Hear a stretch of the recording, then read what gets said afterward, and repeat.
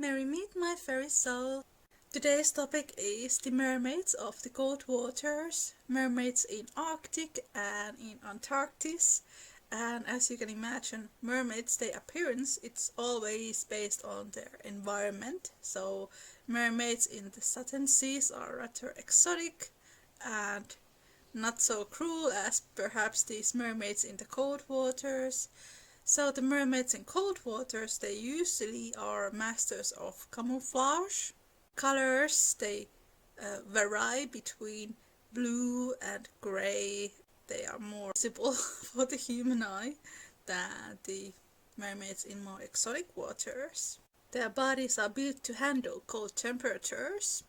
And when we think about the myths in the Arctic, the myths of the Inuits, the Samis, even myths of the Finns or Slavic people or Norse, they have these quite struggling underlayer. People struggles in the harsh weather conditions.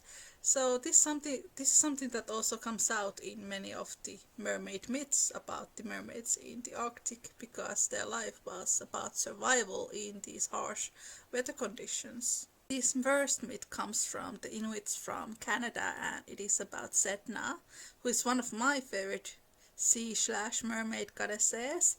Cetna was not really a mermaid because the Inuits, they described her to be a human woman, so the tale was later added there with the whale hunters that had more exposure to other cultures where mermaids were described to have a fish tail, but originally Cetna did not have a fish tail. Cetna was one of the most powerful Inuit goddesses there was, and she is the goddess of the sea and sea animals, and she's goddess of hunting. She's like the protector goddess of hunting the sea animals.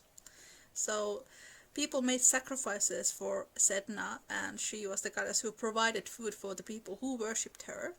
Cetna was a beautiful Inuit woman who many men fancied, but she did not want to marry any of them. She ended up marrying a trickster spirit who was a seabird, and this trickster spirit, he promised her a life in this beautiful Iceland, and she would have everything that she wanted.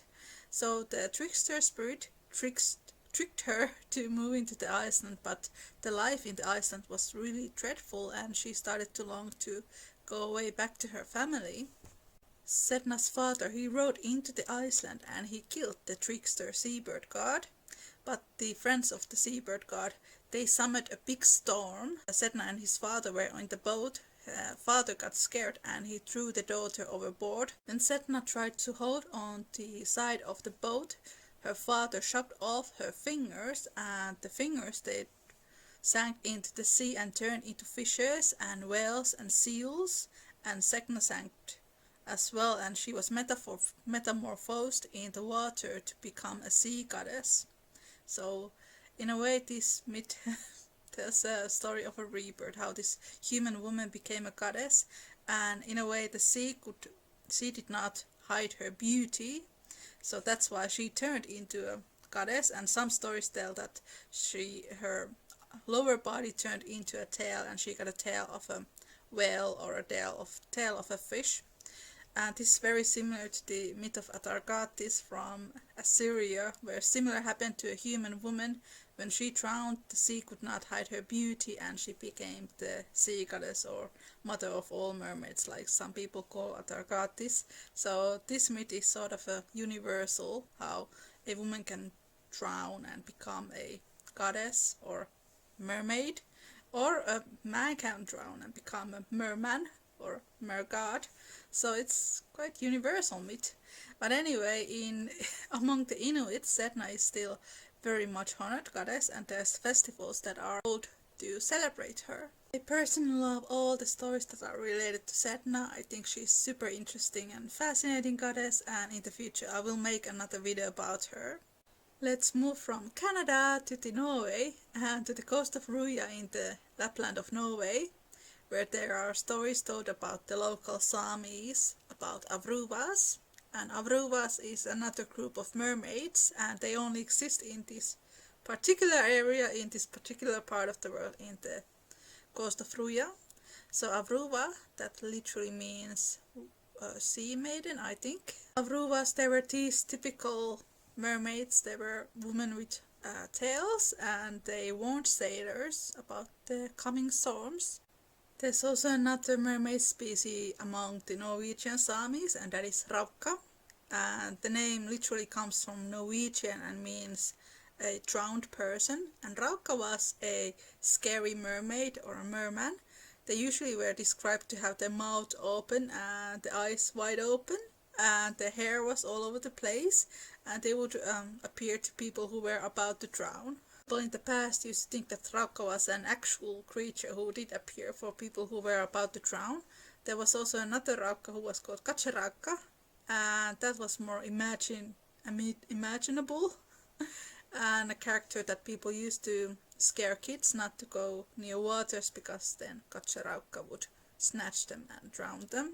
We go back to the world of the Inuits, and there was another dangerous species of mermaid called Kuala Palik. These were a woman who were very much human-like. They did not have fishtails. They had green skin and very long greeny hair, and they had very, very long fingers.